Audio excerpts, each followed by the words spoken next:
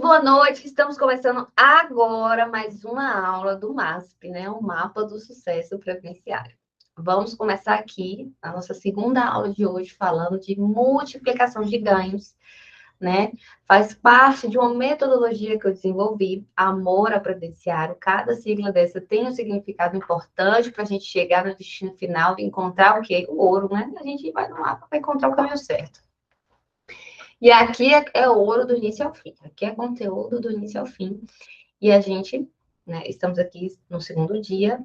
Então, eu quero parabenizar você que está aqui no segundo dia hoje comigo, por estar completando aí uma parte da jornada, né? Metade da jornada já se foi, nós temos ainda mais 2 dias pela frente, mas vamos concluir aqui este segundo dia com êxito, né? Você que está aqui, entenda que eu estou aqui honrando meu compromisso com você, né? Quem me viu, viu aí que meu filho cortou o supercílio, né? Mas o meu compromisso foi feito, ele está ali me esperando eu terminar essa aula aqui com vocês e já já eu vou encontrar. Bom, boas-vindas a você que chegou até aqui, né, disposto a sair da zona de conforto, mudar o rumo da sua advocacia, né? A faculdade está comprometida a passar só a parte técnica, né? A gente sabe isso, porém não ensina metade das habilidades que um advogado tem que ter e que você encontrará neste evento, né? Se você, advogado, precisa de mais habilidades aí, não é só saber o direito, né? Para avançar na profissão, né? Só quem é tecnicista acaba não avançando aí, porque a gente precisa desenvolver aí, né? Mais habilidades, soft skills, hard skills, enfim. E eu estou aqui para te ajudar através do verdadeiro mapa, né, que vai te guiar no caminho certo, né? Então, através desse método que eu falei com vocês, Amor Previdenciário, ele é comprometido, né, em te mostrar o caminho para atrair clientes, multiplicar ganhos, operacionalizar o planejamento e se relacionar com os clientes no final, para vir muito mais. Ou seja, para você atingir, assim, um nível alto na advocacia, uma advocacia de alto nível, a gente tem que parar de depender só do êxito judiciário. É isso que eu me comprometo a passar aqui para vocês. A gente não viver mais do êxito do judiciário, também não ficar dependendo dos indeferimentos loucos aí do INSS. A gente vê que muitos deles são através de robôs. Eu estou cheio de casos aqui no meu escritório que a pessoa cumpriu os requisitos, colocou lá naquele simulador que nem é tão confiável, mas o simulador do próprio INSS, que tem a base de dados do CNIS, estava constando que aquela pessoa fazia juiz à regra e eles indeferiram. Indeferiram falando que a pessoa não cumpriu. Então, assim, nem a gente sabe o que se passa, o que se passa dentro do INSS para esses indeferimentos aí aleatórios. E aí a gente está nesse ramo aqui de mudar vidas, né? Se remunerar bem no processo e mudar a vida das outras pessoas que dependem de um benefício previdenciário para sobreviver. Então, é realmente um combo perfeito, né? A gente muda vidas e se remunera bem no processo, né? Então, para quem não me conhece, eu vou me apresentar. Eu sou Yasmin Ribeiro, advogada previdenciarista há 7 anos. Estou aqui humildemente todos os dias falando de direito previdenciário no meu perfil, falando sobre advocacia na prática, engrandecendo de alguma forma, trazendo conteúdos de alguma forma que pode aí melhorar o nível da sua advocacia, né? Eu trago casos reais, casos que a gente vive na prática, enfim. E aí eu recebo algumas dúvidas, dificuldades na minha caixinha de perguntas, né, dos advogados em geral, mas principalmente dos jovens advogados que estão começando agora. E eu percebi uma coisa que pode te libertar da insegurança, né, na hora do atendimento. Às vezes as pessoas ficam com medo de atender porque acham que não vai saber o direito naquele momento, do medo na hora de fazer um requerimento administrativo, porque, enfim, não tem ainda todo o arcabouço técnico da área previdenciária, né? Da falta de dinheiro para pagar a conta de escritório, do fluxo de caixa. Então, para quem está começando agora, então, nem se fala.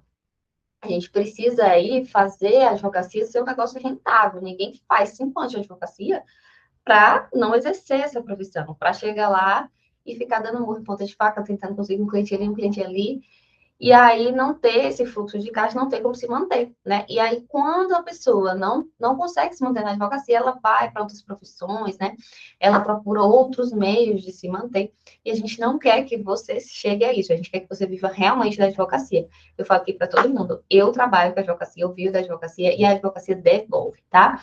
E também, se você está com medo aí, se você não tem resultado na prospecção, ou até mesmo não tem, não consegue fazer a prestação de serviço, não tem aquele rol, né, de serviços no seu escritório, a gente vai mudar isso hoje, né? Então, assim, se por acaso você se identificou com algum desses problemas, esse evento é para você, porque eu tenho uma solução. E se você se comprometer e colocar em prática, você vai conseguir, eu tenho certeza. Então, eu não falaria isso se tudo isso que eu falasse, eu não tivesse passado. Então, tudo que eu falo aqui, geralmente, é porque eu já passei. Eu já passei, sei que é difícil, sei como é o caminho, e eu tô aqui para mudar, porque eu consegui superar esse caminho, eu tô aqui para te encurtar o caminho para você. Eu tô aqui para você não ter que passar 7 anos para descobrir isso. Eu tô aqui para você, né, chegar do ponto A até o ponto B de forma mais suave possível, de forma assertiva. É por isso que o nome desse evento é Mapa, né? A gente está aqui para te guiar, tá bom? Bom, vamos fazer aqui uma revisão do dia 1, tá? Vamos ver o que vocês se lembram aí. A gente discutiu na aula passada sobre a atração de clientes, é o primeiro passo do método, porque eu entendo que se você não tem clientes, você não advoga. É uma coisa que eu sempre deixo claro. Advogado com carteira na mão e sem cliente não é advogado, tá? Então, o primeiro passo é que você tem que ter o cliente para poder advogar. Então, a gente já viu, através da aula 1, os passos que você tem que, né, que se guiar aí no meio do caminho para conseguir esses clientes, né? Então, assim, tem alguma dúvida aí de vocês? Me conta aqui no chat. Tem alguma dúvida? Ficou alguma dúvida sobre o que aconteceu na aula 1, sobre o que a gente conversou, né? Então, se vocês podem mandar aí, né, que eu vou tirar todas as dúvidas, viu? Eu quero saber também quem fez a tarefa de casa. Maiane, eu já vi que ela mandou mensagem aqui no chat falando que fez a tarefa e eu estou muito feliz. Eu ainda não consegui, que foi para agora, né? Eu vou repostar lá no meu perfil, né? Eu falei que todo mundo que fizesse, eu ia repostar, eu vi que ela se apresentou. Então, assim, ela tornou público que o perfil dela agora vai falar sobre direito, ela vai usar a rede social como uma forma de prospecção, que foi o que a gente viu, né? Então, assim, a gente está aqui, a gente entende, a rede social é bonita, a gente está ali compartilhando fotos da vida, enfim. Mas a gente está aqui querendo ganhar dinheiro, a gente está aqui prezando pelo nosso sustento. Então, a gente vai usar todas as armas que a gente tiver. E a rede social é uma boa ferramenta para a gente conseguir isso, né? É uma ferramenta gratuita de entrada, enfim, você não vai ter que gastar dinheiro nesse início e você vai conseguir clientes através dela, eu tenho certeza, porque foi assim comigo, foi assim quando eu saí do escritório mesmo que eu trabalhava, foi a forma que eu encontrei de prospectar cliente e graças a Deus sempre chega cliente por lá, tá? Então é um meio que eu utilizo e que eu vi que Maiane agora também já está utilizando, tá? Então, eu quero saber, eu quero ver vocês colocando a mão na massa aí e fazendo aquele post que a gente comentou, né? E divulgando o serviço que você faz, mirando aquele público-alvo para o cliente vir, tá?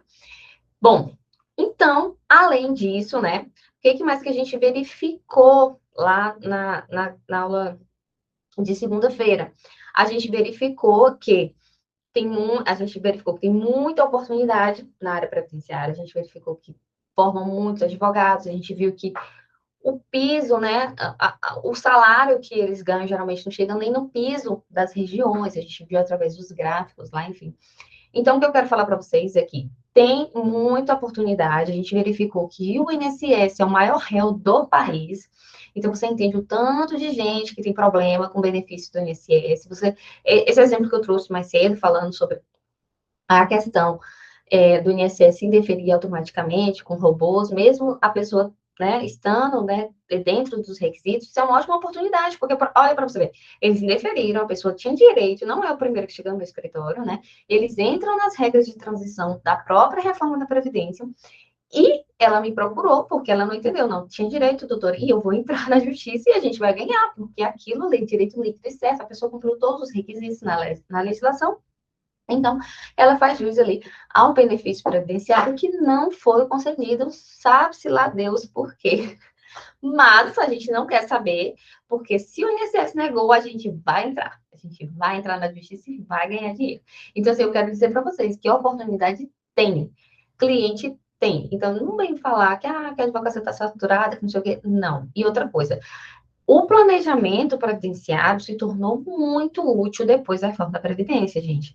Eu postei hoje no meu perfil uma tabela de regras de transição. São várias que o seu cliente pode se encaixar. Agora tu pensa, se até para o previdenciarista é complexo para a gente ficar olhando regra, olhando o coeficiente de cada qual é o coeficiente daquele caso, enfim.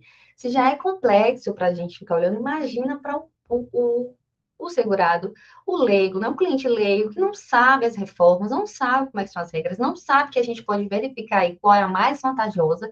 Então, às vezes, assim, ele entende que se aposentando aqui agora vai ser mais vantajoso, mas assim, você descobre que se ele esperar, tipo, um mês, ele vai conseguir, assim, o dobro do valor da renda mensal. Acredite, acontece isso. Então, você entende a necessidade do advogado previdenciarista para poder, assim, conservar o direito do próximo, dessa pessoa que precisa de você. Porque a reforma da Previdência trouxe milhões de regras.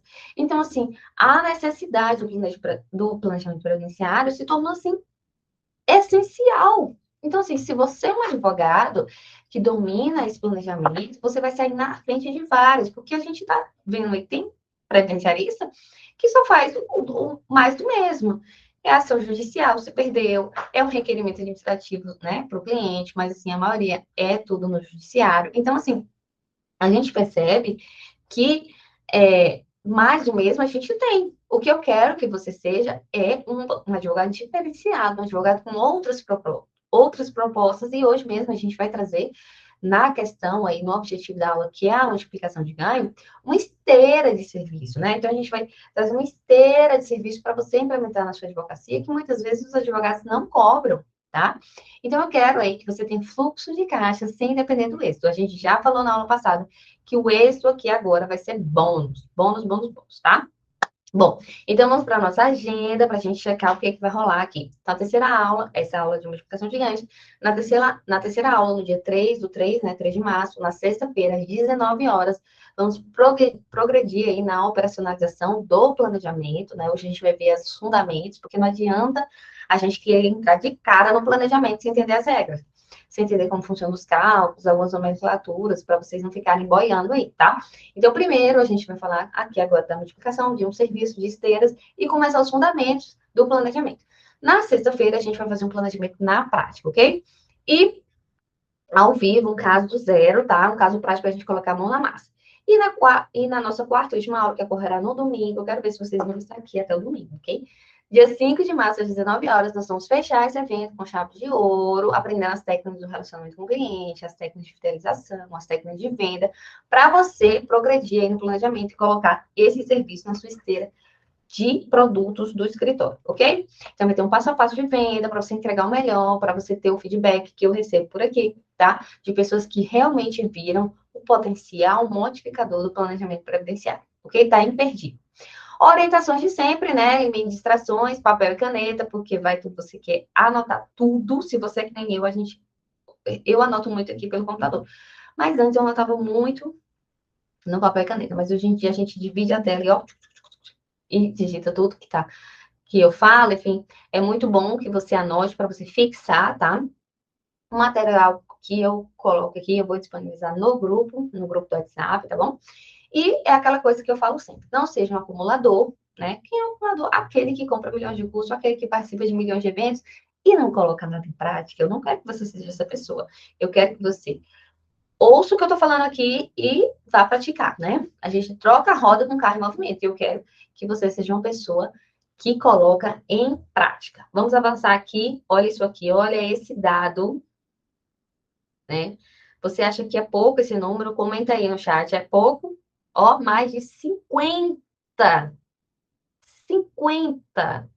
né, milhões de segurados no INSS. Vocês acham o quê? Que é pouco? Não, né? Você acha o quê? Muito cliente potencial, né? Muito, muito, muito, muito clientes. Então, assim, hoje o INSS conta com mais de 50 milhões de segurados. De cara, você pode imaginar, né, que cliente não falta. Oportunidade é o que não falta. Regras previdenciárias mudam todo momento, né? A gente já sabe, gera insegurança jurídica, porque vem uma reforma, vem uma atualização, vem enfim, uma modificação que eles ficam sem saber. Fica vendo aquelas... Gente, chega uns clientes, assim, para mim é ótimo. Eles veem alguém falando no YouTube, vê alguém falando da revisão da vida toda, da revisão da FGTS, de alguma regra já passou dele, eles me mandam um vídeo do YouTube para me explicar: doutora, eu consigo essa regra, enfim. Então, assim, pensa o tanto de informação que esses clientes têm, assim, a todo momento, na internet, enfim. Só que eles realmente não sabem discernir se é o caso deles, entende? E muitos nem têm acesso a essas informações. Então, assim, pensa no potencial aí de cliente que você tem, tá? Bom, vamos lá. O INSS não tem efetivo para dar conta da demanda, é de conhecimento geral, a demora por falta de pessoal, né? A gente sabe aí que teve concurso do INSS recentemente, e porque, né, tá todo mundo numa fila uma fila enorme, enfim, de processos para serem julgados. A gente está tendo que entrar aqui no nosso escritório com mandado de segurança para o INSS, né? Ele resolver dar algum. A gente quer a resposta, a gente quer que seja deferido, é claro, mas assim, muitas vezes eles demoram tanto e a gente fica naquela, né? Assim, e os clientes ligam para a gente querendo saber, cadê, porque está demorando. Mas você entende que tem uma fila enorme aí de processos para serem analisados. Então, a gente sabe aí que, inclusive, eles fizeram aí um concurso para isso, né? Porque muitas vezes os requerimentos são mal analisados, tá? E, para isso tudo, a solução é o máximo de profissionais capacitados. É por isso que eu dou esse evento aqui e eu encorajo vocês a participarem, a estudarem, a toda hora se capacitarem, porque o que a gente quer mesmo é profissional de segurança, que passe confiança para o cliente, que passe o direito certo, que não vá fazer coisas erradas, porque a gente vê muitos profissionais que eu nem classifico como advogados na minha classe aqui, tá? São pilantras e a gente não quer fazer parte desse pessoal, porque acaba nivelando, e eu não acredito nesse povo. Eu acredito numa advocacia de alto nível, de sucesso, e que tem como princípio básico servir ao próximo. Então, eu acredito que a profissão da advocacia, a máxima que você tem que carregar com você, ainda mais se você estiver começando agora, é servir. Pense em servir, tá? Quanto mais você servir, menos você tem que vender. Então, isso é muito importante. Bom, então para hoje, primeiro de tudo, é preciso ter claro quais serviços que o seu escritório pode oferecer. Então, quem faz tudo não faz nada bem feito. Então, se você tem análise, você analisou a questão que eu falei ontem de definir o público, definir os clientes, enfim, a gente verificou qual é o cliente que você quer atender, qual o nicho que você quer atender. Então, a gente fixou isso, então a gente vai fixar agora quais serviços que o seu escritório oferece. A gente precisa de um rol de serviços claro, tá? Não adianta você falar que faz integração de posse e guarda familiar, tá? Porque vai virar uma bagunça, você não vai conseguir dar conta de tudo, a não ser que você tenha um pessoal grande, e aqui a gente está falando com um advogado autônomo, com um jovem advogado, né? Então, creio eu que não seja o seu caso. Mas, assim, o que eu sempre falo para essas pessoas que pegam esses clientes, para você manter esse cliente no escritório, é ter aí uma boa rede de parcerias, né? Hoje eu conto com alguns parceiros que fazem outros ramos do direito, que não previdenciário, e eu mantenho o cliente no meu escritório. Porque eles confiam em mim, eles me vêm falando e eles querem que eu atenda eles. Mas, entenda que, a todo momento, se você faz várias coisas, você fica desviando o foco, é que a gente quer um foco só para ser o melhor, para ser o advogado de excelência, né? Para você ser reconhecido como autoridade naquela área, para as pessoas reconhecerem isso e procurar você, tá? Então, visualizando isso, a gente precisa de clareza, né? Então, a gente não faz aquilo de tudo, a gente faz o que a gente definiu, que é o que vamos fazer a partir de agora, enfim. Não estou falando para você fazer uma especialização logo que sai da faculdade, não é isso. Mas entenda o que mais se adequa a você, porque você só ganha autoridade se você é especialista em algo. Então, por mais que você seja generalista no início, você vai descobrir logo de cara o que vai dar certo, o que não vai, o que tem público e o que não tem. Então, eu quero que vocês foquem nisso, né, para fazer tudo certinho, para não ser aquela pessoa igual pato, né, que não nada direito, não voa, enfim. Tá bom? Então, o primeiro princípio que a gente tem que ter aqui é clareza, né? Clareza é o princípio de ordem aqui do início do nosso conteúdo, né? Que é quais os serviços que você oferece. Deixe claro, porque às vezes as pessoas querem fazer de tudo e a pessoa chega no seu perfil, porque de nada adianta você começar a produzir conteúdo, enfim, e não deixar claro o que, é que você faz. Então, assim, as pessoas chegam no seu perfil do Instagram, estou dando um exemplo aqui, vamos supor que seja essa rede social que você escolheu para divulgar e prospectar seus clientes, como a gente tinha combinado lá na primeira aula. Bom, aí a pessoa chega lá e não entende o que, que você faz. Ela não captou a ideia. Assim, você advoga para isso, para aquilo. Aí a pessoa. Sabe aquela galera, uns advogados aí, Jesus Cristo, que posta, assim, pega umas matérias do X Brasil, enfim, daqueles blogs, e aí vai postando, assim, de tudo um pouco. Tipo assim, se isso aconteceu com você, eu tenho uma solução. Se isso aconteceu com você, eu tenho uma solução. O cara mexe com tudo. O cliente, que às vezes está pensando de alguma coisa criminal, aí olha você falando alguma coisa de consumidor. Aí talvez ele não não sinta credibilidade em você, não saiba qual serviço você presta, porque tem de tudo no seu perfil. Você não definiu uma esteira de serviço. Se você não sabe o que você faz, como é que o seu cliente vai saber? Então, seja claro, né? A gente tem que deixar os serviços claros, oferecer um rol de serviços e deixar claro, tá? Bom, é o nosso próximo ponto, né? Um rol de serviços claro. O que é isso? Um portfólio. Eu quero que vocês criem um portfólio. Como é, Yasmin? Você vai pensar assim: o que é que eu sou bom? O que é que eu faço? O que é que eu posso ofertar? Qual o valor de cada serviço? Você vai lá.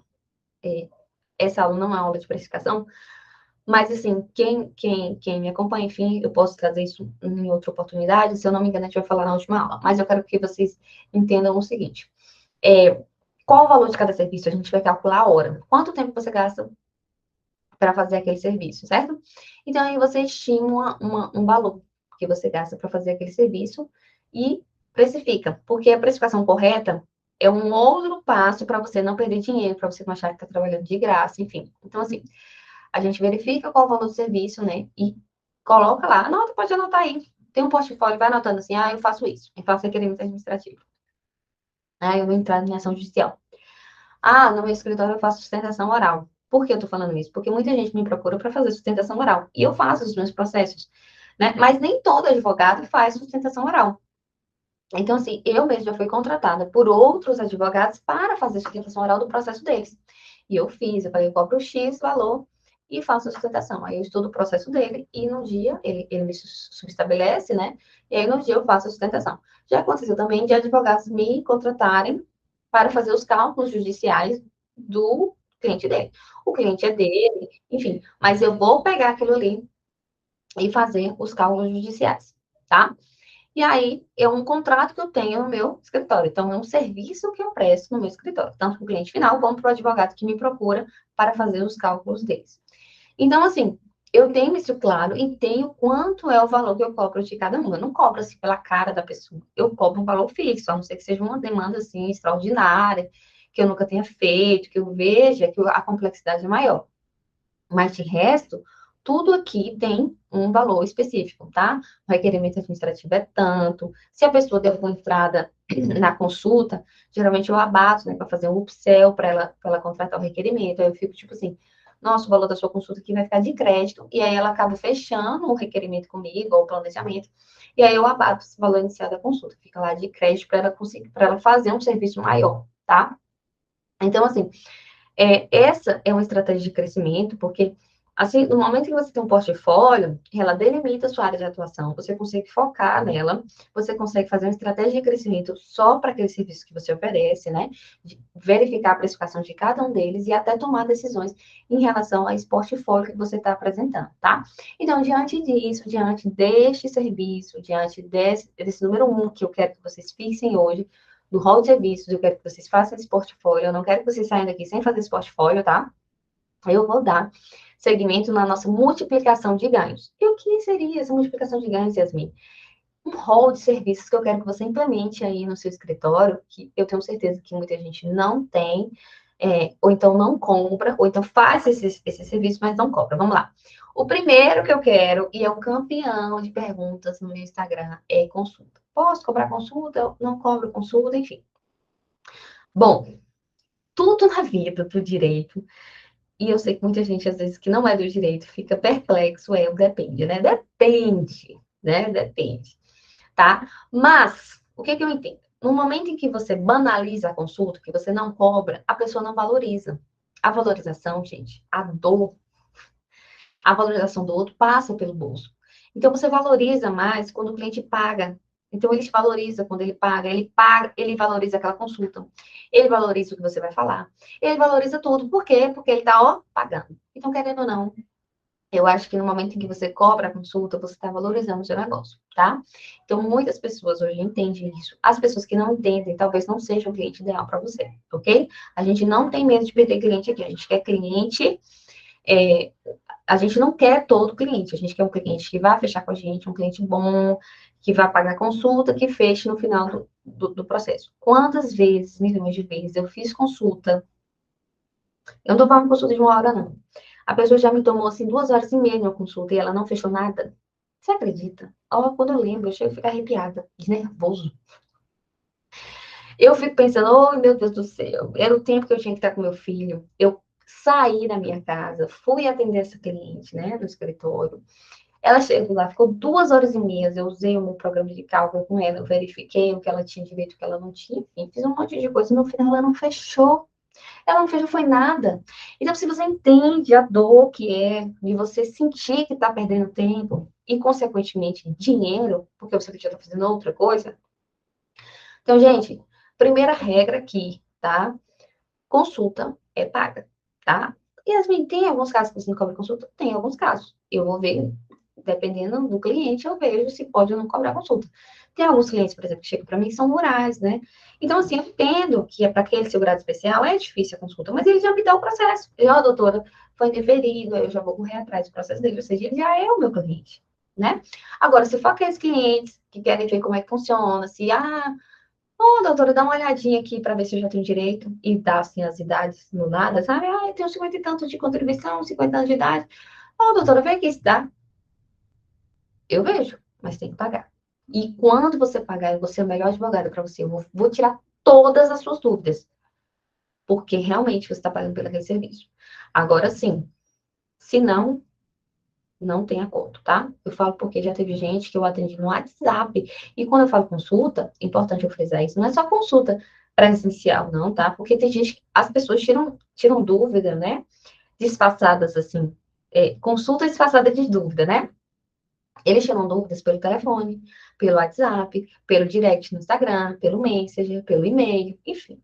Dúvida é o que não falta, né? Às vezes na minha caixinha do YouTube, se eu posto algum vídeo, eles mandam uma pergunta, doutora, não sei o quê, eu tenho tantos anos, eu posso mais postar, sabe? Então, assim, primeiro que é uma coisa que eu não consigo saber de início, de cara, não é maldade, não, não é ruindade, não. Eu preciso, por responsabilidade minha, do meu nome que está em jogo, e responsabilidade com a vida de outra pessoa que está dependendo daquela resposta, eu tenho que estar capacitada para responder aquela pergunta. E isso significa que eu tenho que pegar o que diz dela, eu tenho que olhar direitinho, ver o que está faltando, o que não está faltando. Enfim, eu tenho que fazer uma análise previdenciária daquela pessoa para descobrir isso que ela está perguntando. E assim, é um tempo que vai me tomar, é um tempo que eu estudei para saber disso. Enfim, então nada mais justo ela pagar a consulta, né? É uma coisa que vai beneficiar ele, vai me beneficiar, né? O que a gente não pode é ser leviano e dar a resposta ali de qualquer jeito, só porque a pessoa não está pagando, tá? Isso não pode, porque o seu nome é aquele que fica para sempre, né? Então, esse a gente preza acima de tudo, tá? Então, por favor, consulta por telefone, WhatsApp, direct, message, tudo, tá? Vai ser cobrado, né? É lógico que tem casos e casos que você pode verificar aí ou não, se é viável, às vezes assim você já está certo, o cliente tem direito, enfim, às vezes você negocia de outra forma, cobra depois que ele receber, mas não banalize a consulta, tá? Porque às vezes assim, eu não vou cobrar porque o fulano não cobra. Tá. Mas aí, às vezes, se eu vou falar porque já aconteceu comigo, eu prefiro pagar, porque eu sinto que pagando aquele profissional ali é melhor do que, por exemplo, o que não paga. Eu falo isso de coração. Às vezes a gente olha assim, vamos supor, não consulta, vamos supor um produto físico. Vamos supor que o produto seja igual, mas a pessoa botou um preço mais elevado. Você fica com o pulga atrás na orelha. Por que, que aquela roupa ou aquele produto está bem mais caro naquela loja? E por que, que esse equipamento? Gente, eu já comprei muito assim. Eu fui comprar um terno esses dias pro meu esposo e tinha um bem mais barato, e aí tinha um outro, tá, de acetinado, não sei o que, era bem mais caro, mas eu comprei o mais caro. Então, assim, às vezes a pessoa não quer o mais barato, ela quer o melhor. Então, por favor, não banalize a consulta, vai ser a nossa hashtag e você vai cobrar, tá? Então, assim, sim, Yasmin, esse é um rol de serviço que eu posso implementar no escritório? Sim. E qual o valor? Geralmente, a gente calcula o valor da hora, tá? Mas eu vou estimar aí um valor mínimo de R$ 100 a R$ 300 a consulta, ok? Aqui a gente cobra 250 no escritório. Mas, né, às vezes tem, enfim, se você é um escritório mais renomado, às vezes assim, enfim, depende muito da área que você trabalha, depende muito da região, tá? Aqui eu cobro 250, talvez eu aumente para R$ 300, mas tem gente, eu sei, de escritório maior e tal. Não é na região aqui, tá? Não é na região daqui do Nordeste, é na região do Sudeste, não. Sul, se eu não me engano. que eu sei que cobra R$ 450. Então, assim, depende muito da região, mas eu não vou querer que você saia daqui sem cobrar, tá? Pelo menos de R$ 100 a R$ 300 aí é um valor mínimo viável, ok? E um tempo estimado de consulta de 30 minutos a 2 horas. Não vai me ficar 2 horas e meia igual eu fiquei, para não receber R$ 1, tá? Bom, segundo serviço que a gente vai implantar no escritório, e esse é bom porque a gente pode destrinchar ou pode cobrar ele inteiro, tá? Análise previdenciária. O que é o objetivo da análise previdenciária? É trazer ao cliente uma abordagem personalizada, tá? Ainda não é o planejamento é o mais supra-sumo personalizado. Mas o que é a análise? É um atendimento personalizado em que vai ser possível um esclarecimento acerca do momento que ele se encontra, né? Se ele já tem direito a aposentadorias, qual é que é viável, você pode ofertar ou o pacote completo ou os serviços desmembrados. Ah, Yasmine, como é que funciona os serviços desmembrados? Bom, contagem de tempo, está dentro da análise previdenciária, mas você pode cobrar a parte com valor menor. Simulação da renda mensal, da média dos salários, né, para verificar aí qual é a renda mensal dele. É um cálculo mais simples, não é um cálculo de projeções futuras. Você pode, às vezes, ele falou. Aí, você pega e calcula, tá? Análise de CNIS, né? Análise de CNIS, seus indicadores. É um serviço, você analisar o CNIS. Não tá dentro da análise previdenciária, mas ela não é a única, né? Então, assim, você pode analisar o CNIS separadamente, cobrando um valor final, ou pode colocar dentro do pacote da análise previdenciária. Análise de documentos, né, para verificar se tem algum tempo para verbar, se tem algum tempo para pedir indenização. Análise reclamatória trabalhista, né, que é aquela que a gente verifica que tem um período lá, enfim, que não está constando no CNIS, que, vamos supor, você era bolsista, estagiário na época, mas você trabalhava em desacordo com a legislação estagiária, e ali naquele momento você não era um contribuinte facultativo, você era um contribuinte obrigatório. Então a empresa, porque estava em desacordo com a lei, deveria estar ali repassando a contribuição, né? Então, a gente sabe que o empregado, o contribuinte, esse empregado, ele tem a prestação de recolhimento. Então, assim, é um serviço que você pode oferecer à parte ou você pode oferecer nessa análise previdenciária completa, tá? Projeção de indenização de períodos, né? Porque eu vou falar para você, quando a pessoa fala assim, não, doutor, eu tenho como provar aquele período, vamos indenizar. Gente, é um trabalho para a gente desindexar os salários, então é um serviço que você pode cobrar, né? Além da análise toda, é um serviço que você pode cobrar por fora. Então, assim, vamos supor aqui que você coloque todos esses serviços que eu falei dentro da análise previdenciária e feche o pacote completo. Quanto é que é, Yasmin, mais ou menos? Bom, você vai levar aí de 5 a 10 horas para fazer essa análise. Você tem que olhar, né? Você tem que olhar documentos, você tem que olhar CNIS, você tem que fazer cálculo, enfim. Então, a gente cobra aí no valor de R$ 1.300, tá? O pacote completo, que é o salário mínimo. Então, geralmente, a gente não faz por menos de um salário mínimo. Essa análise completa, tá? Vai aparecer bonitinho explicando. Yasmin, se eu for vender cada serviço separado, qual é o mínimo aí? A gente cobra o mínimo R$ 300. Aqui, se eu for fazer um cálculo para o cliente, será que essa pessoa tem direito à revisão? Eu não sei, eu tenho que olhar. Eu tenho que fazer o cálculo. Então, ela vai me pagar R$ 300 para eu verificar primeiro se ela tem direito à revisão, para depois a gente falar e entrar com a revisão, né? Então, a gente tem que ser remunerado durante todo o processo, até porque a gente está ali, né, desenvolvendo nosso trabalho, a gente paga, né, outras coisas, paga serviço de cálculo, né? Enfim, paga várias coisas e a gente tem que ser remunerado mesmo se você está utilizando aquilo ali. Então, assim, muitas vezes as pessoas não têm essa consciência, tá? Eu botei um 3 aqui, esqueci de falar. Serviço de ajuste e acerto de CNIS. Gente, isso aqui é muito importante e é muito importante você cobrar por isso, porque às vezes as pessoas colocam embutida no requerimento administrativo e você pode cobrar por fora. O que é esse serviço? Vocês sabem que hoje em dia, após a reforma, muitos salários, né, de empregados, enfim, que não recebem o mínimo, tem que complementar esse mínimo, né? Então, se às vezes eles não sabem disso, não sabem complementar, enfim, não sabem como faz. E ele te contrata para fazer, porque você tem que regularizar o CNIS, ajustar o CNIS antes da entrada do requerimento, porque se você não ajustar antes, com certeza o indeferimento vem certo, tá? Então, aqui a gente não quer que seja indeferido nada, a gente quer o deferimento de pleno, então a gente vai fazer o acerto e ajuste de CNIS. Não só nessas questões de contribuição abaixo do mínimo, tá? A gente também tem questões, por exemplo, assim, tem períodos no CNIS que não tá. Teve uma vez que eu verifiquei com o cliente, ele não tinha direito só pelo que estava no CNIS. Aí eu falando com ele, olha aqui seu CNIS, o que que você mais trabalhou aqui? Ele, não, Yasmine, teve um período que eu contribuí aqui naqueles carnês, sabe, por GPS, aqueles carnês laranjas. E não tá aqui constando. Eu falei, me dá tudo. Então a gente teve que botar lá no aplicativo do meu INSS, período por período, que manualmente que ele trabalhou. E, além disso, na minha petição, eu também coloquei período por período, mas o que eu quero dizer com isso? Quando foi para o INSS o requerimento de aposentadoria, foi tudo bonitinho, redondo. Eu acertei, eu ajustei o CNIS dele todo. É um trabalho, a gente fez manualmente para depois ser concedido. E foi concedido, foi deferido de pleno, não teve que judicializar, não teve que fazer nada. Por quê? Porque eu coloquei. Agora, se eu não tivesse colocado, se eu não tivesse ajustado o CNIS antes, com certeza ia ser deferido, porque não tinha o tempo. Então, assim, muitas vezes em tese já tinha que estar no CNIS. Em tese era obrigação do INSS estar nisso. Mas você é responsável, né? Então, você tem que ficar de olho no seu CNIS. Você tem que verificar o que falta, né? Como segurado, para poder, né? O direito é seu, mas você tem que correr atrás, né? Ah, tem aquela máxima, né? O direito não socorre aqueles que dormem. Então, nós não dormimos num ponto aqui, a gente olha tudo antes. E muitas vezes eu fazia esse ajuste, esse acerto, sem cobrar a parte.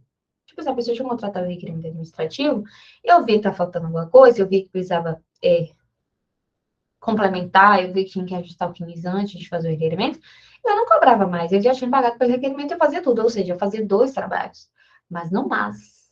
Por quê? O serviço de ajuste a ser de CNIS agora é um serviço do meu portfólio e ele contratou o requerimento administrativo, ok. Mas aí eu verifiquei que está faltando isso, aquilo para ele ter o direito. Então a gente vai cobrar aí para fazer esse serviço, tá? Porque às vezes é um serviço, a gente vai ter que parar para fazer, a gente vai ter que preencher, vai ter que ligar para 135, vai ter que ficar desligando e ligando, porque tem servidor que só Jesus, e temos que ser remunerados por isso, tá? Então, o valor estimado aí que a gente cobra nesse acerto é de 500 a R$ 1.000. Por favor, não me saia fazendo essas coisas sem cobrar, tá? Você vai sair daqui querendo cobrar várias coisas, eu tenho fé. Eu tô botando aqui uma história de serviço para vocês, tá bom? Isso aqui, meu povo, é a verdadeira multiplicação de ganhos, tá bom? O quarto serviço, requerimentos administrativos, benefícios previdenciários, né? Muita gente já cobra esse aqui, tá? E que seria, né, a gente fazer, colocar, implementar esse serviço para fazer os requerimentos, não só quando eles são negativados que a gente judicializa, porque às vezes, muitas vezes, o cliente faz sozinho, não faz lá no aplicativo do INSS, mas faz errado, não faz certo. Eu mesmo já atendi uma cliente, ela fechou comigo só uma análise, assim, de qual regra ela fazia jus. Ela não fechou o planejamento. Ela fechou, eu fiz para ela a análise, o cálculo e passei para ela o parecer. Aí ela sabia a regra que ela tinha que aposentar, porque eu mostrei lá qual era a mais vantajosa no caso dela. Aí ela falou assim, Yasmine, para poder fazer o requerimento no aplicativo do meu INSS, não é? Eu falei, é. E olha que ela é uma cliente muito esclarecida, porque ela era de setor de RH de uma empresa. Então, se você pensa que ela que mexia com essa questão do meu INSS para todos os funcionários, enfim, se fosse para pedir algum auxílio doença, auxílio por incapacidade, ela que fazia o requerimento, então ela sabia mexer no sistema. Aí, depois de uns dias, ela me liga, Yasmin, eu prefiro que você faça. Ou seja, você ofertou um serviço primeiro, ela fechou com você, e ela preferiu que eu fizesse o requerimento. Mesmo sendo um serviço, em tese, o segurado possa fazer sozinho. Mas ela confiou que seria melhor fazer, tá? E eu fiz. Inclusive, ainda não temos uma resposta. Inclusive, eu lembrei dele que agora a gente vai fazer um mandado de segurança porque tá demorando. Tá? Eu não sei se já passou do prazo, mas já tem um tempinho já. E o dela é aquela análise assim, que eu coloquei tudo na petição, sabe? O servidor só vai olhar assim, verificar os documentos e conceder, porque ela preenche todas as regras, mas ela entra em uma das regras de transição. E eu acho que está tendo muito deferimento nessas regras de transição, que o servidor não está identificando qual o segurado faz jus, porque é o que eu falei, tem chegado o cliente que fazia jus às regras, pediu, fez o requerimento e está sendo deferido. E a gente não sabe o porquê. Bom, e aí, como é que é, Yasmin? Como é que você faz? Qual é a estimativa do valor, né? A gente bota um valor estimado de, no mínimo, um salário mínimo, tá? A gente não faz requerimento administrativo aqui por menos de salário mínimo. E mais 2 benefícios. Tem escritórios que cobram diferente, tá? Mas o que é isso? Os 2 primeiros benefícios que saem, a gente cobra também, além da entrada de R$ 1.302, ok? Bom, a gente sabe que a gente sempre cobra dos atrasados 30% se sobrevier aí esse retroativo, tá? E o quinto serviço que você vai implantar no seu escritório, porque você vai sair daqui dessa aula aprendendo pelo menos os fundamentos, porque os cálculos mesmo a gente vai ver na aula 3, mas você vai saber muitas coisas que talvez você não saiba. Quando você vê algumas siglas assim, SB, SC, RMI, não sabe nem para onde é que vai, pois é, você vai sair daqui sabendo, tá? Porque cada uma dessas siglas aí, e são os fundamentos principais, primordiais para a gente fazer os cálculos bem feitos depois, ok? Então, os cálculos previdenciários, aquele mito do previdenciarista que não quer fazer cálculos, você vai exterminar ele, né? Você vai aprender os fundamentos aqui agora e na próxima aula você vai sair fazendo. Então, esses cálculos previdenciários que a gente verifica com diagnóstico de revisão, né? Às vezes a pessoa só que essa da revisão da vida toda é uma revisão que está em pauta no meu escritório hoje em dia. Então, as pessoas me pagam só para fazer os cálculos, para verificarem se elas têm direito ou não à revisão da vida toda. Quando um advogado não sabe fazer a liquidação, né? Quando a gente está na ação judicial, já teve advogado que me contratou para fazer os cálculos da liquidação, principalmente os processos judiciais na vara, quem tem que fazer os cálculos é o advogado, né? Quem tem que liquidar a sentença é o advogado. E aí, é um serviço que eu implantei aqui no escritório. Eu também cobro para fazer este cálculo, ok? Olha o tanto de serviço que eu coloquei para vocês, tá? Então, de todos os serviços mencionados nos slides anteriores, um foi um pote de ouro no fim da trilha. Adivinha qual? Na verdade, eu nem coloquei aqui nos slides anteriores, porque ele é realmente o pote de ouro, eu comento muito sobre ele, é o carro-chefe do consultivo previdenciário, todos esses serviços que eu passei, né, fazem parte também do serviço do escritório, isso mesmo, é planejamento, planejamento previdenciário. Porque, gente, é um serviço altamente personalizado, é um serviço consultivo, que você não depende do INSS indefinido ou não, do judiciário, você não depende do INSS, você cobra na entrada, né? Você pode dividir aí, você cobra na entrada do planejamento, e a outra metade, na hora de você entregar o planejamento para o cliente. Mas é um serviço que você consegue de cara, um fluxo de caixa, e é o que virou a chave aqui para mim, tá? Para não ficar, foi o que eu falei do êxito bônus, pois é, mas para o êxito ser o bônus, a gente precisa de um serviço recorrente, né? E como aqui a gente não trabalha para nenhuma empresa específica que pague recorrentemente, né? Porque tem escritórios, tem direitos que você presta serviço para outras pessoas que eles pagam recorrentemente. Como aqui a gente não oferece esse serviço, o que traz dinheiro recorrente aqui para o escritório é o planejamento previdenciário, tá? Para você ter noção, o planejamento previdenciário é um produto com um ticket maior do que esses que eu listei para vocês, né? E, assim, pensa bem, vamos calcular comigo. Um planejamento eu cobro em média 2.500 para fazer, tá? Se você fizer um por semana, né? Você vai ter aí 10 mil livros no mês, né? Porque quatro semanas, forma um mês, né? 2.500 a cada semana, R$ 10.000 por mês. Quem é que não quer ganhar R$ 10.000 por mês? Livre. O que eu tô falando livre aqui, gente, é assim, sem ficar dependendo da justiça, enfim, de nada, né?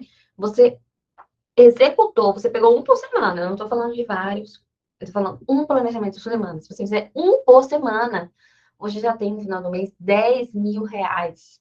É bom, não é? Dá para pagar suas contas do escritório e ainda ficar com o resto para você? Não dá? Dá, não dá? Quem é que quer R$ 10.000 por mês? Tem concurso público que não paga isso, né? Vocês sabem.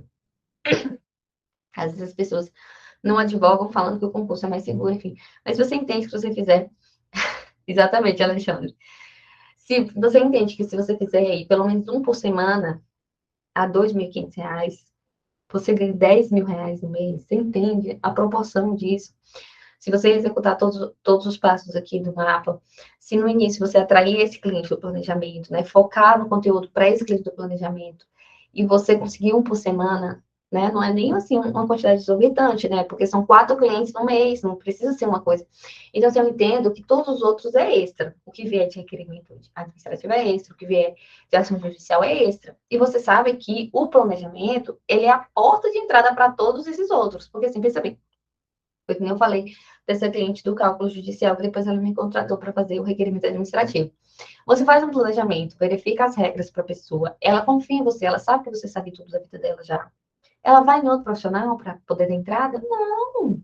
Gente, eu vou falar um negócio pra vocês. Tem uma coisa que eu não tenho pena de gastar dinheiro. É com o outro que vai me ajudar, de alguma forma. Então, por exemplo, se tem uma coisa que vai facilitar minha vida de alguma forma, é uma diarista para limpar a casa. É uma pessoa para lavar o carro. Qualquer coisa. Tô falando assim, serviços domésticos, mas assim, qualquer coisa que vá facilitar a minha vida de alguma forma, vai poupar meu tempo, vai me dar mais tempo para fazer as outras coisas que eu sou boa, eu pago. Mas eu pago assim, feliz. Eu pago no cálculo, né? No software de cálculo. Eu pago no software de gestão. Eu agora contratei um outro software do setor comercial no meu escritório. Ele é só para isso. E assim, eu não tenho pena, sabe? Porque eu entendo que isso vai me dar mais tempo para eu ganhar mais dinheiro, né? Para, inclusive, pagar eles. E aí eu fico pensando assim, se uma pessoa que já fez meu planejamento, eu já paguei meu planejamento, ela sabe tudo da minha vida, né? Ela já fez o cálculo. Eu vou tentar fazer o requerimento sozinho? Essa cliente que eu falei para vocês, ela, como eu falei, ela era funcionária de RH, ela sabia mexer no sistema. Mas ela preferiu me contratar para fazer o requerimento, né? Então, assim, para ela é muito mais fácil e cômodo ela me contratar para fazer o requerimento dela. E comodidade, gente, ó, dá dinheiro, né? Então, assim, se a pessoa vê que eu já fiz todo o planejamento previdenciário para ela, você acha que quem é que ela vai contratar para poder dar entrada no requerimento da apostadoria? Você acha, se eu identifiquei que aquela pessoa precisa regularizar o CNIS nessas pendências, vocês vão ver que o CNIS tem algumas pendências e tal, que a gente precisa regularizar, que é um dos serviços de escritório que a gente oferece. Se você fez o planejamento previdenciário e identificou que precisa regularizar antes de dar o requerimento, quem é que você acha que ela vai contratar para o serviço de ajustes do CNIS? Um outro escritório? Para ela ter que explicar tudo de novo? Você entende que, além dele ser um fluxo de caixa, ele ainda é entrada para outros serviços? Ele é entrada para um, um, um serviço, por exemplo, se você identificou no planejamento previdenciário que aquela pessoa tem direito a uma revisão judicial, você entende que aí ela vai fechar com o seu contrato porque você identificou que ela tem direito a essa revisão? Então, assim, você pode ganhar muito mais dinheiro com a mesma pessoa e aquele planejamento foi só a porta de entrada, ele não foi o serviço final, ele foi o primeiro. Você entende? Vocês não entendem a potencialidade do que é um planejamento previdenciário. Bom, pode parecer complexo no início, porque realmente tem casos e casos, a gente tem que verificar enfim, cada pessoa é uma pessoa, cada tem um vínculo, tem uma vida contributiva, tem um quinis, né? Então, assim, eu entendo que nem sempre vai ser fácil para a pessoa identificar, mas, assim, se você seguir comigo, você vai entender, tá? Porque ao final desse treinamento, eu quero que você aplique e eu quero que você tenha domínio de todos os requisitos, né, dos benefícios programáveis, antes e depois da reforma. Eu quero que você saiba calcular se o cliente já pode se aposentar ou não. Eu quero que você saiba calcular a contribuição, a renda mensal inicial que ele tem direito, né? Estimar a renda futura, o retorno do investimento que ele fará. Eu quero que você atenda seus clientes e passe informações com segurança, porque isso é um medo, né? A gente fica com medo de passar uma informação errada. Mas eu quero que você atenda seus clientes, passe as informações com segurança, dizendo quando ele poderá se aposentar da melhor maneira. Você vai passar isso. E você vai passar isso com confiança, porque você sabe que é verdade, porque você já fez antes, tá? E você vai ser bem remunerado no processo, né? Sem depender de ninguém além de você. Olha, isso mesmo, Mike, você termina de falar. E é exatamente o que eu quero que você entenda, que se você souber as coisas, você vai se sentir segura na hora de passar isso para o cliente. Você vai sentir segurança de falar, não, é isso, porque você entendeu o conceito, você entendeu o fundamento atrás, você entendeu a regra que tem que ser aplicada. E aí você não vai ter mais medo, né? É isso que eu quero. Bom, vamos desvendar o planejamento aqui hoje. É isso mesmo, Alexandre, tá vendo? Vai ser sucesso, vai ser sucesso. Treinamento gratuito oferecendo isso tudo, nunca vi. Vamos lá, desvendar o planejamento previdenciário. Bom, eu já falei, já fiz propaganda do planejamento previdenciário, todo mundo sabe que eu amo planejamento previdenciário. Mas, o que é, né? É esse serviço que eu falei totalmente personalizado, né? Que a gente vai avaliar o passado e o presente da vida contributiva do cliente e elaborar estratégias para o futuro dele, né? Então, a gente, além de ver o tempo que falta, enfim, a melhor regra, a gente vai elaborar uma estratégia para que ele contribua certo, do jeito certo, às vezes para não perder dinheiro, né? Às vezes ele está achando que pagando todo mês é vantagem, às vezes não é. Às vezes ele é um contribuinte facultativo, que se ele pagasse só 3 vezes no ano, num valor alto, era muito mais vantagem do que ele pagar todo mês no mínimo.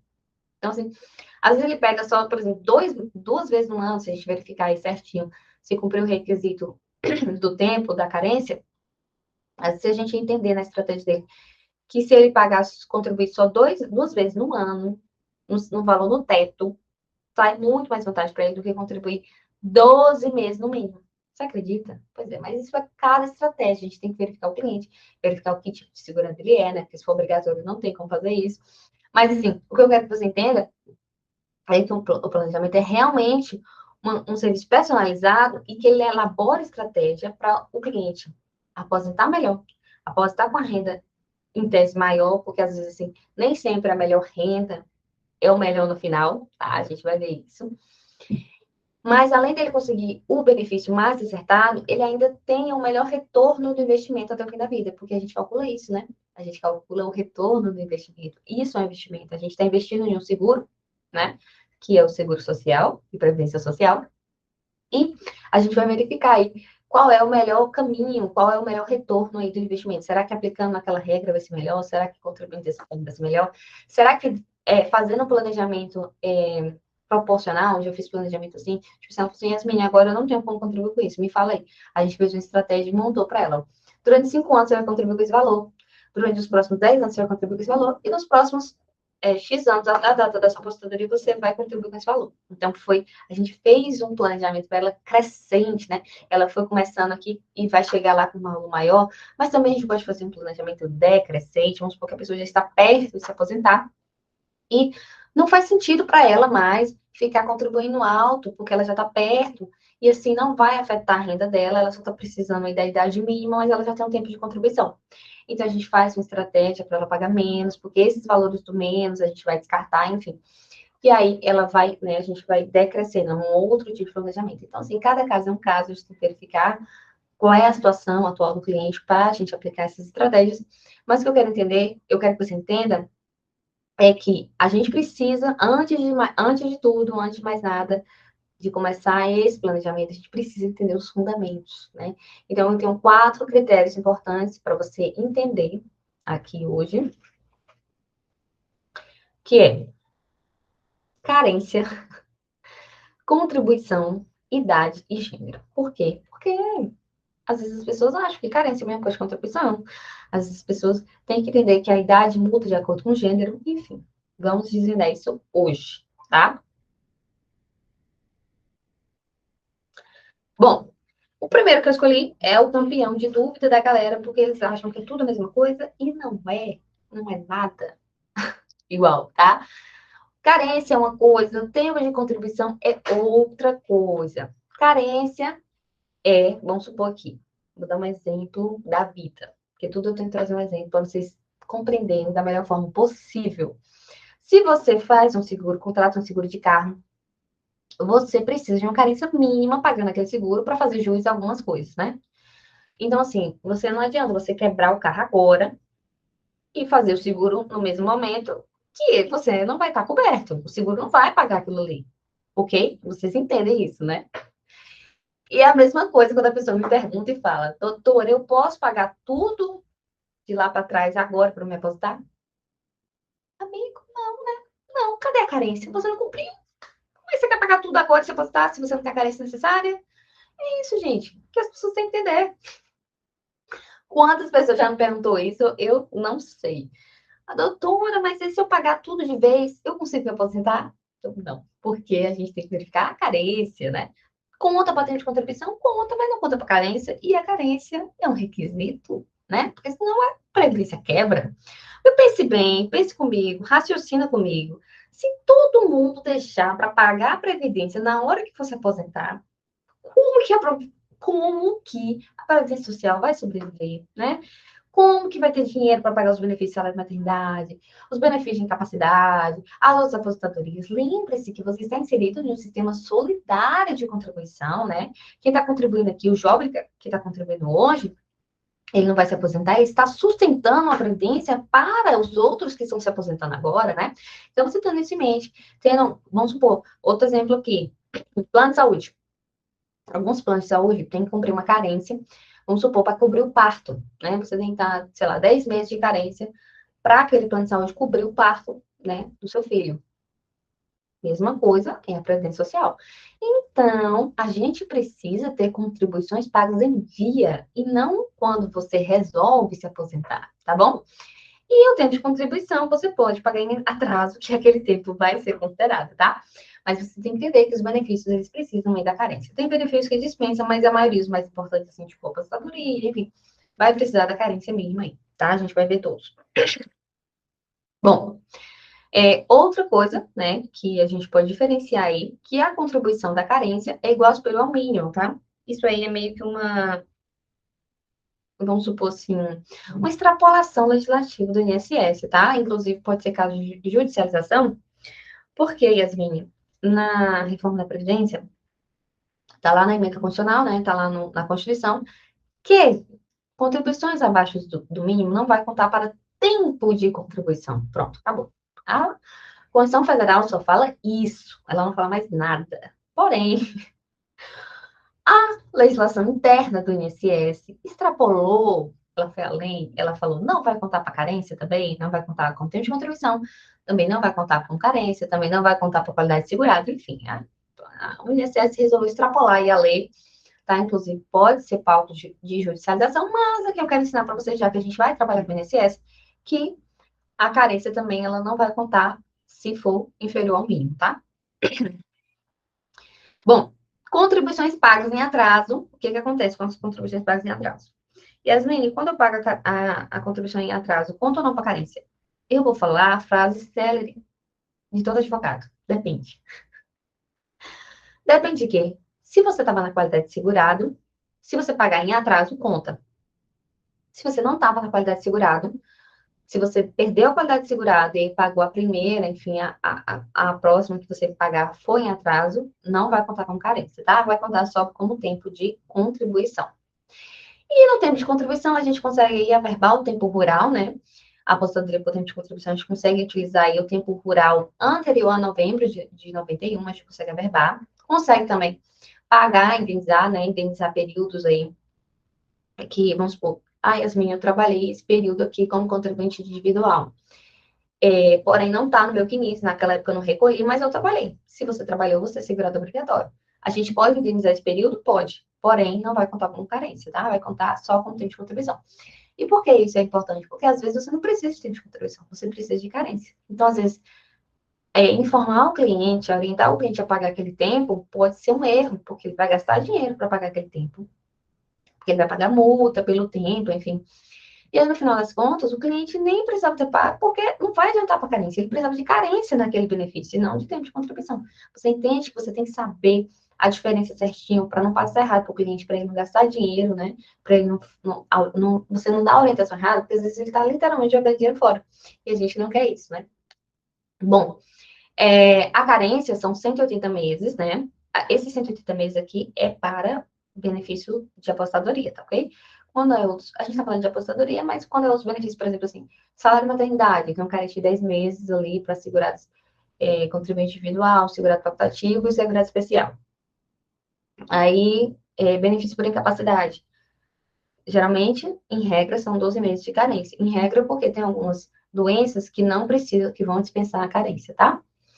E no tempo de contribuição depende do tipo de apostadoria e a regra a ser aplicada. Então, por exemplo, a aposentadoria por idade são 15 anos de contribuição.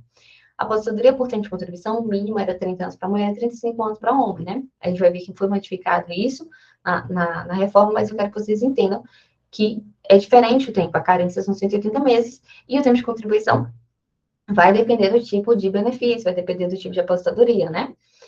E ali a apostadoria por tempo de professor é o mínimo 25 e o máximo 30 anos, né? Então tem aquela redução de 5 anos na idade na apostadoria por tempo de contribuição do professor. E a contagem? A contagem também foi modificada. Antes, não, a contagem da carência sempre foi igual, tá? Ela é assim, você contribui, por mais que você tenha contribuído um dia no mês, ela vai reconhecer todo o período. Então, ela vai reconhecer o mês cheio, tá? Então, um mês, por mais que você tenha contribuído um dia, mas você estava dentro da qualidade segurada, contou para carência, ela vai considerar todo aquele mês como sendo a competência. Ela considera o mês cheio. Então, assim, eu contribuí um dia no mês de março. Yasmine, só vai considerar um dia nesse mês de março? Não, vai considerar o mês de março inteiro. Então, no mês de março aqui já vai contar um ponto para carência, ok? Ok. Como é que funciona a contagem do plano de contribuição? A gente tem que ver aí antes e depois do decreto 10.410, né? Que mudou aí o decreto 3.048/99, que regula a Previdência Social. O que acontece? Antes, a, o tempo de contribuição era contado de data a data. Como é que funcionava? Se eu trabalhei só um dia de março, no tempo de contribuição só ia contar um dia de março. Você entende como é diferente a carência e o tempo de contribuição? E o tempo de contribuição? Porque quando um só considera um dia, que é o tempo de contribuição, a carência considerava o mês inteiro. É uma diferença de 29 dias nos cálculos. Por isso que é importante entender a diferença, tá? O que aconteceu? Não é mais de data a data, Yasmin? Não. Hoje em dia, o tempo de contribuição se assemelha muito a contagem da carência, tá? Então, assim, hoje em dia, se você trabalhou um dia no mês de março, vai contar o mês cheio do mês de março, ok? Ok. Mas, ia ser muito bom se fosse assim, né? A gente trabalha um dia no mês e conta o mês inteiro, no tempo de contribuição. Tudo, né? Não pode ser o melhor dos dois mundos, eu falo isso, né? Não, a gente não pode ter o melhor dos dois mundos. Então, o que é, Yasmin? Qual é o problema aí, nesse caso de contribuição? Se você trabalha um dia no mês, logo sua remuneração vai ser proporcional a esse um dia. Logo, eu quero crer que você não vai alcançar o mínimo trabalhando um dia, né? Em tese. Temos por um trabalhador que, por algum motivo, naquele mês, ele só trabalha um dia. Então, vai ser proporcional. Então, se ele recebeu aí, vamos supor, R$ 600 por esse dia trabalhado, vai contar como tem de contribuição, esse um dia vai. Mas adivinha? Ele precisa atingir o mínimo legal, a gente já sabe disso. Então, a gente precisa complementar esse valor. Então, de 600, ele vai ter que complementar até 1.302, que é o salário mínimo, para contar como tempo de contribuição. Logo, só vai contar como tempo de contribuição se ele complementar. Entende? Vai contar um dia, vai. Vai contar um mês cheio do mês de março, vai. Mas também ele vai ter que complementar, né, proporcionalmente aí a remuneração do mês cheio. Bom, tirando essas observações de carência e tempo de contribuição, que eu quero crer que agora você entendeu que são institutos diferentes, né? Vão me dando feedback aqui para saber se vocês estão entendendo o que eu estou falando. Porque às vezes eu corro aqui, né? Às vezes eu nem respiro. Me dá um feedback, se vocês entenderam o que significa cada coisa dessa. Estou esperando, tá? Por favor. É o tempo que eu respiro. Ah, você vai sair daqui sabendo a diferença de carência de tempo de contribuição. Muito bem, muito obrigada. Vou tomar uma água aqui enquanto isso. Meu copo laranja comendo mesmo. Sim, vamos seguir. Vamos seguir aqui para o próximo, que é muito importante também, as modalidades de aposentadoria, tá bom? Então, aqui a gente tem. Antigamente, antes da reforma, né? Isso aqui, esse quadro que eu coloquei aqui, neste slide, preste atenção, são regras anteriores à reforma, era como funcionava antes, tá bom? Então, até o advento da Emenda Constitucional 103, a legislação previa duas espécies de aposentadorias voluntárias, tá? A por idade e a por tempo de contribuição. Essa aposentadoria por conta aí, ela faz parte de uma mescla dessas duas, tá? Isso aqui foi uma alternativa ao fator previdenciário. Vou falar sobre isso, tá? Então, como funcionava? Esse quadro aqui é para pessoas, clientes seus que alcançaram esses requisitos até a reforma da Previdência. Então, eles entram aqui na regra do direito adquirido, tá? Pode ser que aconteça. Essa cliente que eu dei o exemplo mais cedo, do cálculo, eu verifiquei que ela tinha direito à regra do direito adquirido. No entanto, o fator previdenciário ia reduzir muito a média dela. Então, para ela foi mais vantajoso aposentar por uma regra de transição pós-reforma do que a regra do direito adquirido. Mas pode não ser o caso do seu cliente, porque às vezes estava muito perto de aposentar, né, do direito adquirido, e agora na reforma mudaria, enfim, o tempo, né? Então aqui a gente tem essas modalidades. Como é que funcionava? Aqui tá errado, depois eu vou corrigir aqui o slide e vou mandar certinho no grupo para vocês, tá?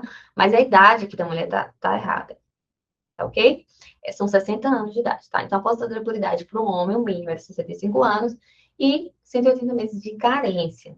E a mulher, 60 anos de idade, tá? E 180 meses de carência. Não é 65 anos, é 60 a mulher, ok? Tá errado aqui, só para vocês constarem, mas eu vou mandar o material corrigido no, no grupo, tá? Aqui foi um erro de digitação. Bom, e a aposentadoria por tempo de contribuição não tinha idade mínima, né?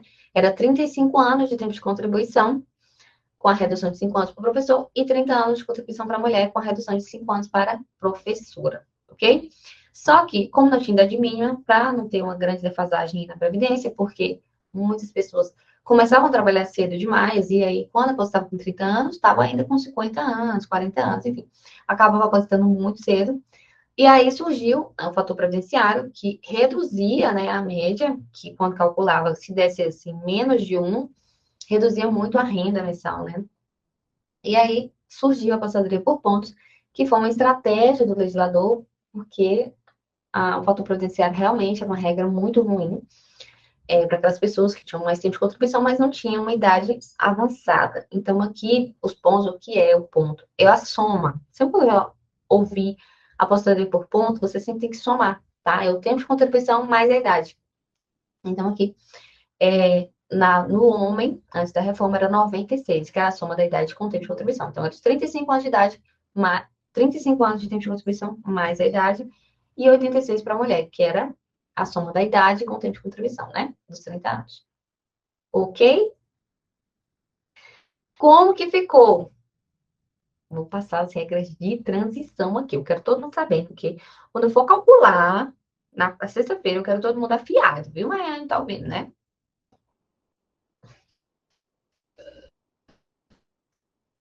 Como que ficou? Ficou o seguinte, nós temos essas regras de transição, né? São essas seis regras de transição. Aposentadoria por idade ficou o seguinte: idade mínima para o homem, 65 anos, e o tempo de contribuição, 15 anos. Ok? Idade mínima para a mulher, 62 anos, e o tempo de contribuição da mulher, 15 anos. Isso aqui é na regra de transição. A regra nova aumentou aqui a idade da mulher. A idade da mulher não. O tempo de contribuição aqui do homem, tá? Não é 15 anos, é 20 anos, mas a gente ainda vai falar dessa regra nova. Isso aqui são regras de transição. Yasmine, essas regras de transição são aplicadas a quem? Aquelas pessoas que eram filiadas à Previdência Social antes da reforma da Previdência, ok? Quem se filiar pós-reforma não entra nessas regras de transição. Eles vão pessoas que se filiarem depois, é a regra nova, né? Hoje em dia, a regra nova. Isso aqui são regras de transição para pessoas que se filiaram antes. E as pessoas que se filiaram antes, pode pegar a regra nova? Pode. Mas talvez a regra de transição seja mais benéfica. Em tese, é para ser mais benéfica, porque é uma transição, né? É uma transição de um regime né? De uma legislação que regulava a previdência social, as formas de aposentadoria, para outra. Então, para a pessoa não sentir um baque logo da velha para nova, ela vê algumas regras, né? Algumas regras aí, né, em tese, atenuando os caminhos. Pode ser que seja mais benéfico a regra nova, tá? Mas elas entram para os segurados que se filiaram à Previdência antes da reforma da Previdência, mas por algum motivo não cumpriram os requisitos antes da reforma, então não tem direito adquirido, então elas vão entrar aí nas regras de transição, ok? Ok. Esse coeficiente é um coeficiente meio maluco, porque ele vai ter uma transitoriedade, né? Então, assim, por exemplo, a gente verificou que o tempo de contribuição para o homem é 15 anos e para a mulher 15 anos, nessa regra aqui da aposentadoria por idade. E o coeficiente é 60% do salário de benefício, tá? O salário, a gente vai ver o que é salário de benefício mais na frente, só para vocês entenderem aqui o coeficiente. Então, assim, quando o homem tem os 15 anos de contribuição, ele tem já garantido 60% de salário de benefício, ok? Ok. Mas 2% para cada ano acima do tempo mínimo. Então, aqui, o que a gente vai fazer? Vamos supor que o homem tenha 30 anos de contribuição. Como é que funciona, Yasmin? Já tem 60% de 15 anos. Sobrou quanto de 15? Ele tem 30. Passou quanto? 15, né? Então, você vai multiplicar esses 15 por esses 2% aqui, certo? Você vai multiplicar por esses 2% aqui, e a gente vai chegar, né? 15 vezes 2 dá 30. Então, a gente já tem aqui 60%, e os outros 15%, a gente chegou, os outros 15 anos, desculpa, a gente chegou à porcentagem de 30%, né? Que a gente multiplicou 2% por cada ano, enfim, que ele passou. Então, 2 vezes os 15 ali, a gente conseguiu 30. Então, 30% aqui, mais 60%, 90%. Então, essa vai ser a média da renda mensal dele. Essa vai ser a média do salário de benefício dele, né? A renda não, porque a gente vai multiplicar. Mas entenda, este vai ser a média, porque vai ser 90%. Vai ser uma renda boa, né? Não vai ser 100% do salário de benefício, mas vai ser boa. 90% é muito melhor do que 60%, tá? Só para vocês entenderem como faz o cálculo aqui, para vocês entenderem esse negócio de mais 2%, enfim. Bom, a aposentadoria por pontos, né? A idade mínima a gente não tem, mas a gente tem aqui, como tem de contribuição, 35 anos e 100 pontos na idade mais tempo de contribuição para o homem. A idade mínima da mulher igual, a aposentadoria por pontos não tem na regra de transição, mas a gente precisa aí de 30 anos e 90 de idade mais tempo de contribuição, tá? O coeficiente é igual, né, para mulher e para homem. Ah, detalhe, aqui tá falando 20 anos se homem, em cima é o tempo mínimo de 15 anos, tá? Nas outras regras, igual vocês vão verificar na regra nova, o tempo mínimo do homem não é mais 15 e vai ser 20, tá? Na regra nova vai ser 20 anos de tempo de contribuição à exigência. Então, aqui nesse caso, dessa regra, no caso vai aumentar aí 5 anos, então, a partir dos 20 anos, mais para frente, que ele conseguir mais do tempo mínimo, o tempo mínimo vai ser 20 anos, o que ele conseguir para frente é que ele vai multiplicar aí pelos 2% para verificar qual vai ser o coeficiente, ok? E idade progressiva, né? Teve uma progressão aí. Começou com 61 anos em 2020 e foi aumentando. Hoje em dia, em 2023, ela está com 63 anos, então a gente tem que verificar se aquele cliente entra nessa regra. Tudo que a gente tem que verificar, todas essas regras de transição, a gente vai comparar caso com caso, né? No dia que a gente for fazer o planejamento, eu vou trazer a tabela, a gente vai verificar qual é a regra de transição mais benéfica, se ele cumpriu essa regra, se ele cumpriu aquele requisito, tá? A gente vai ver na prática, mas aqui eu quero que vocês entendam a legislação, como é que funciona, para vocês saberem fazer, olhar e verificar se aquela pessoa tem ou não direito no momento do planejamento, tá? Idade mínima para mulher é 56 anos, né? Começou em 2020 e hoje, em 2023, está em 58 a idade mínima. E o tempo de contribuição, 30 anos, tá? A mesma coisa aqui no cálculo do coeficiente. Pedágio de 50%. Nem todo mundo entra nessa regra do pedágio de 50%. Por quê? Essa regra do pedágio de 50% era só para aquelas pessoas que estavam a menos de 2 anos de se aposentar. Ou seja, vamos supor que a mulher tinha 28 anos de contribuição. Lembra que antes da reforma aposentava com 30 anos, né? Por tempo de contribuição. E vamos supor que o homem tinha aí 33 anos de contribuição. Ou seja, faltavam 2 anos, tanto para a mulher quanto para o homem se aposentar. Porque na regra anterior, o homem se aposentava com 35 anos de contribuição. Então, eles estavam há 2 anos para conseguir a regra para se aposentar pela regra anterior, né? Então, essa regra de pedágio de 50% só vai aplicar para essas situações, essas duas situações, a menos de 2 anos, e ela é a única que ainda tem incidência do fator previdenciário. E como que funciona o pedágio de 50%? Entenda comigo uma coisa. Como é que funciona este pedágio de 50%? O pedágio você vai ter que pagar. Então, vamos supor, você tem faltavam 2 anos, certo? Ok. Você vai ter que pagar metade do tempo que faltava. Então, você vai pagar 2 anos, mais metade do tempo que faltava. Metade de 2 é 1. Então, você vai ter que cumprir 3 anos a mais, né? Se você tivesse há 2 anos de se aposentar da Previdência, agora, após reforma, você tem que cumprir mais 3 anos, ok? Que era o tempo que faltava, os 2 anos, mais metade do tempo que faltava. Então, metade dos 2 anos que faltava é 1. Então, metade de 2 é 1. Então, você vai conseguir somar aí, dá 3 anos, que é o que você você tem que atingir para poder fazer jus a essa regra, tá? Então, ela vai ser a média de todos os salários a partir de julho de 94, multiplicado pelo fator previdenciário. Essa é a única regra aí que sobrevive ao fator previdenciário. Pode ou não ser benéfica. Pedágio 100%. Essa geralmente é uma das regras que eu gosto muito, que é a do pedágio 100%, porque a alíquota do coeficiente é 100% da média, então ela é uma boa regra, mas nem sempre ela é aplicável para todas as pessoas, porque se a pessoa nessa regra demorar muito, porque vocês vão entender, ela, diferente do pedágio de 50%, você tem que pagar um pedágio de 100%, ou seja, se você faltava 3 anos, você vai ter que pagar um pedágio de 100%. Qual é 100% mais 3, né? Então, ela vai ter que pagar 6 anos. 6 anos. Então, acaba que aumenta muito o tempo e pode ser que não seja uma vantagem para o seu cliente. É uma boa regra que dá um bom cálculo de renda? É. Mas às vezes tem regras que dão um cálculo maior, tá? Porque ela é limitada a 100%. E as outras regras não limitam a 100%. A gente pode conseguir 102, 103, 100, enfim. Pode aumentar o coeficiente, ok? Ele não é limitado. Essa regra do pedaço 100% é limitada ao 100%. É uma boa regra, no entanto, se a pessoa faltava muito tempo para se aposentar, não é viável. Porque uma coisa é a pessoa faltar um ano para se aposentar e ter que pagar aí, né, mais o pedágio 100% desse ano.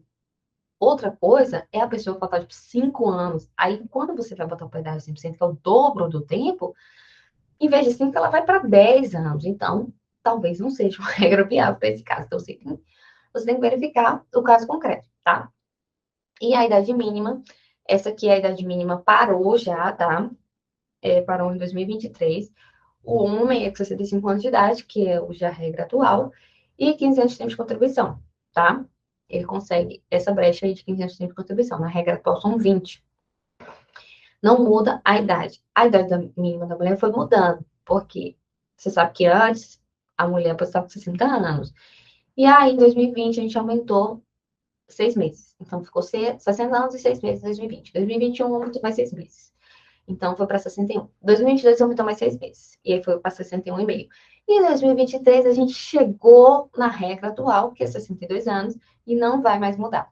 Então, 62 anos mais 15 anos de tempo de contribuição. Então, quem aí fez 62 anos, agora nesse ano, não vai ter mais o tempo mínimo. Ela alcançou já um mínimo, que é agora para a regra nova, não tem mais a transição da idade mínima. O marco dos 62 anos chegou agora em 2023. Ok? 15 anos de tempo de contribuição. E a regra do coeficiente é aquela mesma que a gente discutiu lá em cima, 60% é o mínimo, mais 2% para cada ano aí, que ela conseguir além do mínimo. É regra, né? Mas eu tenho fé que vocês vão conseguir. E este slide vai para vocês, ok? Então, vocês não vão se perder aí na hora de olhar. Você vai pegar a tabelinha e vai olhar, isso aqui é esse tempo, isso aqui é essa idade. E vocês vão conseguir se encontrar. A regra atual que é a atual aposentadoria programada, que é uma soma aí, né, de um pouquinho de contribuição mais a idade mínima, porque agora, em tese, a aposentadoria por tempo de contribuição, ela meio que não existe, meio assim, porque tem regra de transição de sobrevive, tem algumas outras coisas que tem o tempo de contribuição. Mas agora na aposentadoria programada, a gente tem a inserção aí da idade mínima e o tempo de contribuição. Então, a gente precisa para o homem 65 de idade, 20 anos de contribuição e 180 meses de carência. E para a mulher, 62 anos de idade, 15 anos de contribuição e 180 meses de carência. Então, tem uma redução na idade e no tempo de contribuição para a mulher, ok? Professor, antes não tinha a idade mínima, né? Era uma redução de 5 anos no tempo de contribuição em relação às outras pessoas, e agora aí tem uma redução de 5 anos na idade mínima e não mais no tempo de contribuição. Então, o professor agora se aposenta com 60 anos e a professora com 57 anos. E na aposentadoria especial, né? Que são aquelas pessoas que exercem essa atividade especial, houve um agravamento, na verdade, porque antes não tinha idade mínima, são aquelas pessoas, né, que têm a incidência de agentes nocivos, que mexem com salubridade ou periculosidade, enfim. E agora eles vão ter a idade mínima, né, que às vezes não é meio que justo, porque as pessoas já estão na atividade penosa, vai ter que permanecer naquela atividade penosa até tal ano, enfim. Mas isso é uma discussão para outro dia, é uma discussão que a gente vai levar para a justiça, é o que é, a legislação é isso, e nós temos aqui 55 anos de idade, mais 15 anos de atividade especial para atividade de alto risco, 58 anos de idade, mais 20 anos de atividade especial para atividade de médio risco, e 60 anos de idade, mais 25 de atividade especial para atividade de baixo risco. Na verdade, a maioria das pessoas geralmente estão nessa classificação aí de 25 anos de atividade especial. Ok, seguimos. Vamos falar agora dos cálculos.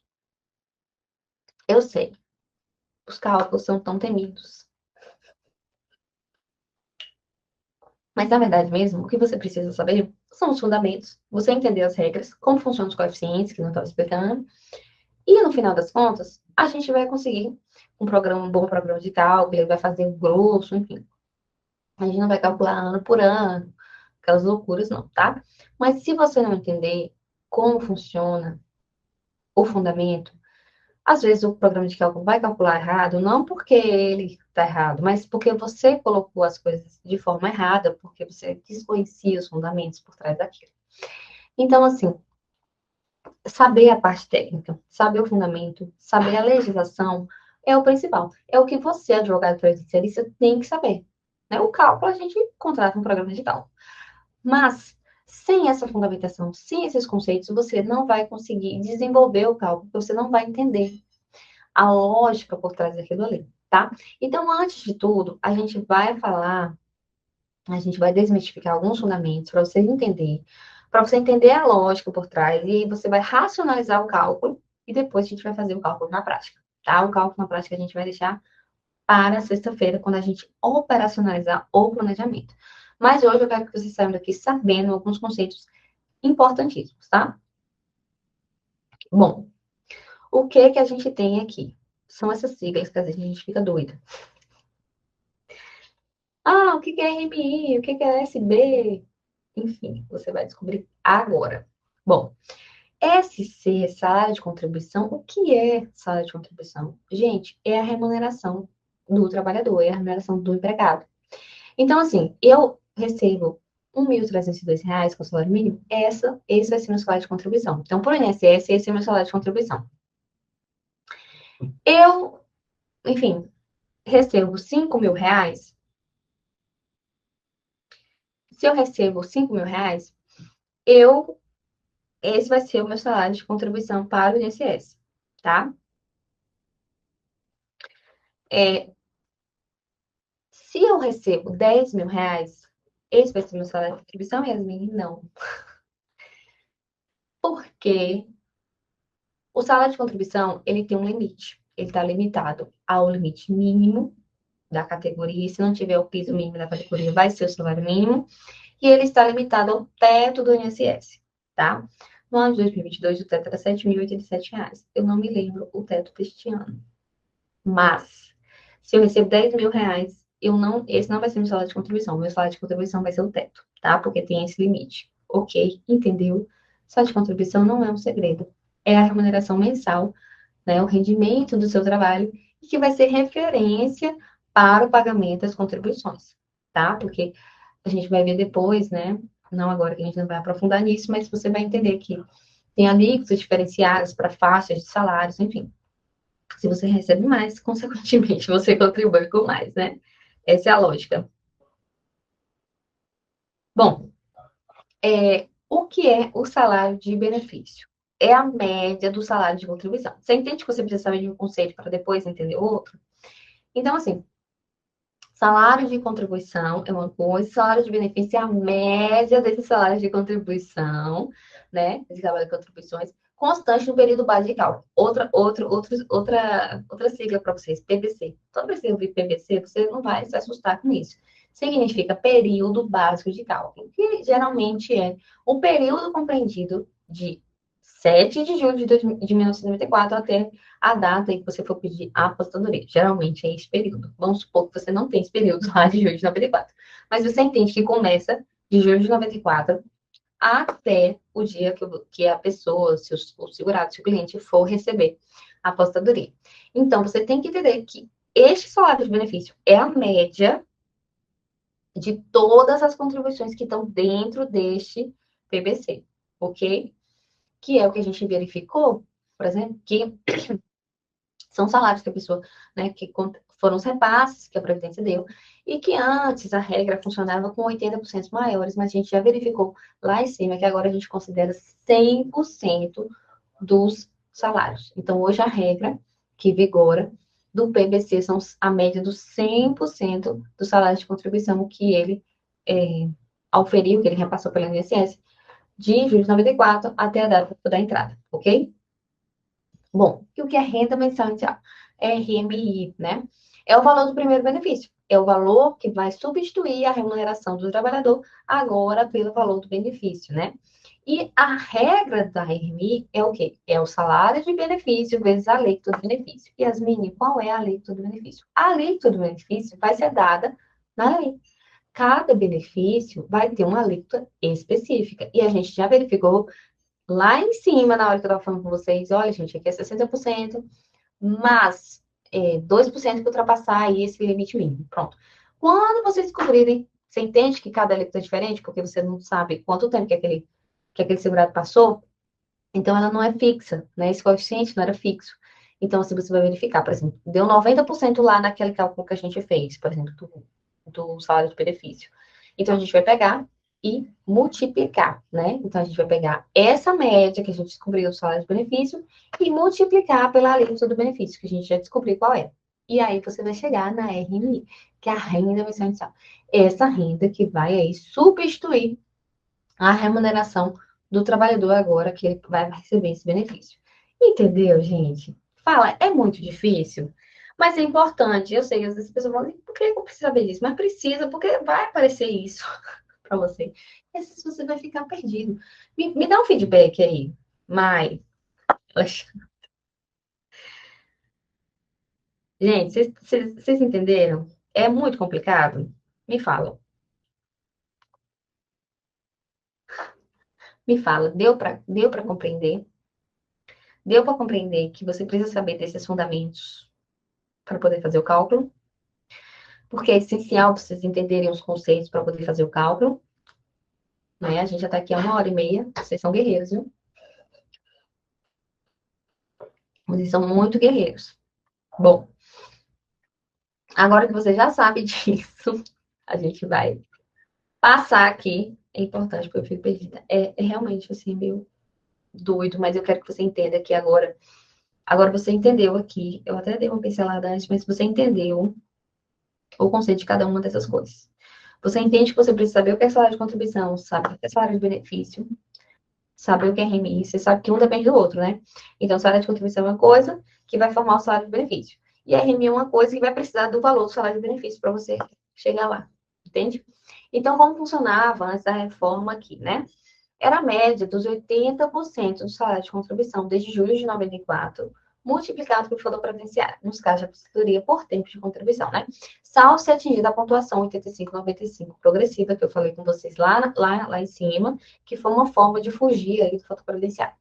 Esta fórmula que você está vendo na tela é o fator previdenciário. E o que é, Yasmine? É uma fórmula atuarial, né? Que aqui ele vai ver o tempo de contribuição, a idade e a expectativa de vida, ok? Então, se você aposentar muito cedo, ele vê que você vai viver muito ainda, o fator previdenciário tende a ser baixo. E se for menos que um, vai ser negativo, vai abaixar a média, tá? Então, antes, a gente conseguia pegar a média dos 80% maiores, né?